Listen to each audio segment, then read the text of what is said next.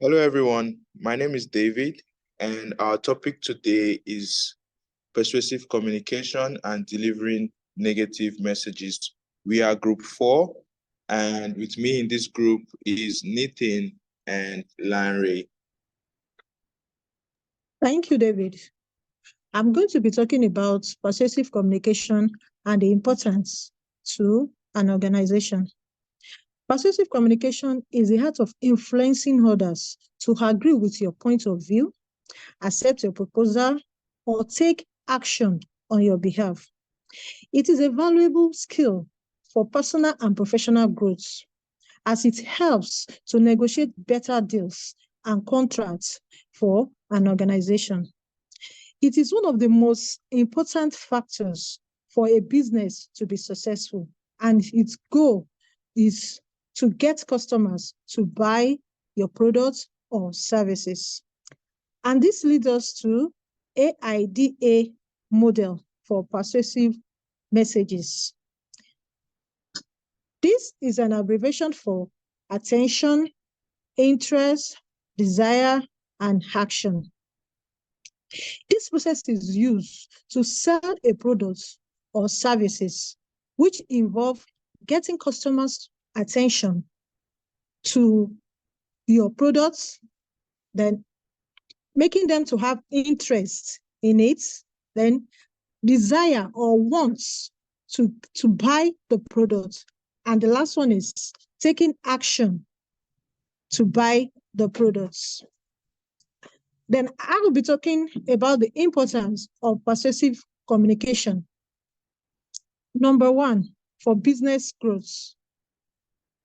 It is very important because it increases employees' productivity, helping getting customers and investors, and also negotiating contracts, which will eventually lead to business development success. Then the second one is establishing credibility. If customers view you as competent and somebody they can rely on or trust, then they are most likely to engage in listening to you. Then the third one is it gives motivation. Being able to persuade and inspire those around us can lead to increased engagement, productivity, and ultimately success. To conclude this, I would say speaking with persuasive ability is a golden key to success. Thank you. I'll be talking on delivering negative messages. Communicating negative news is common in businesses. So, in businesses today, they have to find a way to come up with how to communicate negative messages which would come around in the business.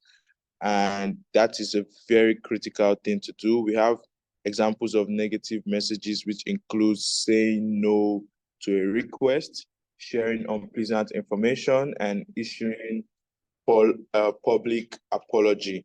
We can communicate this successfully while limiting unnecessary stress for everyone involved.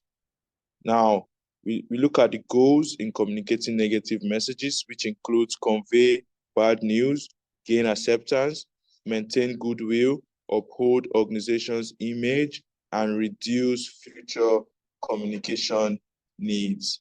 These goals can careful planning and execution is very critical because there are five of them, and it's not going to be easy to accomplish these five goals. Selecting the right medium, like I said, is very critical. Approaches to negative communication includes direct approach and indirect approach.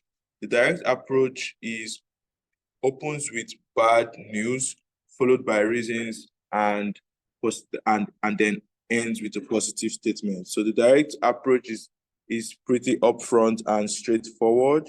You just have to start with the bad news upfront, and then you give the reasons for why that happened, and then you end it with a positive statement. Direct messages are suitable for communicating with employees. And now we move to indirect approach. The indirect approach prepares audience with reasons before delivering bad news.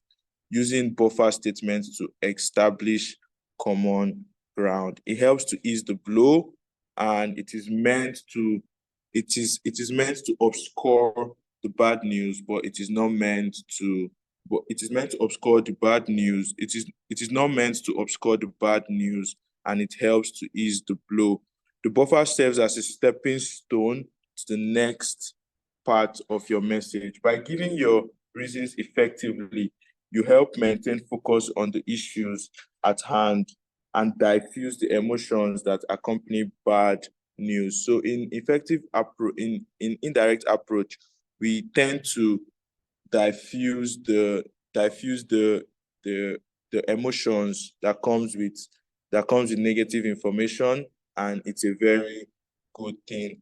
And it leads your audience to conclusion even before you say it. Your audience already know what you're driving at, even before you say it. And we move to the next one, which are the medium, selection, and ethical consideration. Choose appropriate medium. You have to choose the appropriate medium. Like I said, in person is good for employees, and direct approach is good for employees. Balance privacy. You have to be private in issuing out this message. You have to respect the audience and also give the audience an opportunity to ask questions. Ethical considerations in doing this. We have laws and regulations guiding issuance of negative messages, just like in the public issuing of public financial statements. It's guarded by laws, and then these negative messages have impact on the recipient. So we have to be very careful about how we do it. And then also our emotions, the emotions of the sender and the emotions of the reader, of the receiver, are very key. So we have to manage those emotions. Thank you very much.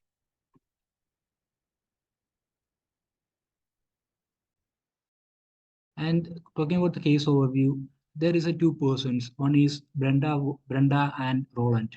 It's the conversation between the two, and it's about the Ivy Publishing. It's a global publisher and distributor of business cases as a global perspective. And Brenda Wolvers is a sales team leader at Ivy Publishing, and Roland Flaxley is a business professor at a university in Vermont. And in the case study, the digital revolution has significantly impacted Ivy Publishing business model.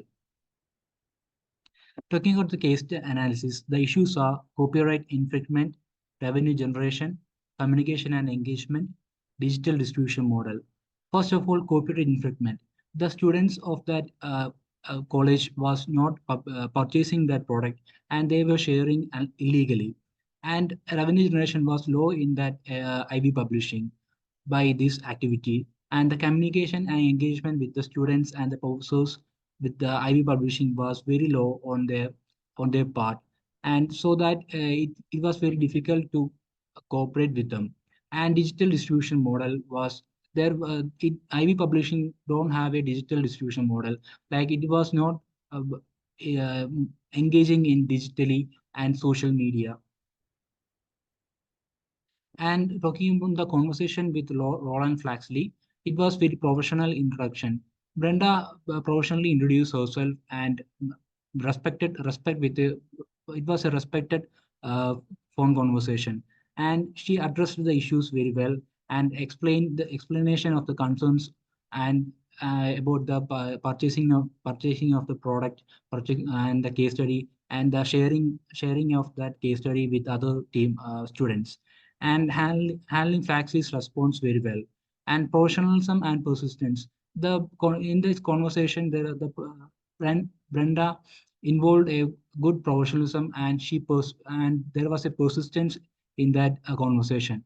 And she emphasized the collaboration and talked about the benefit that get from them both, mutual benefit that they will get from that Ivy Publishing.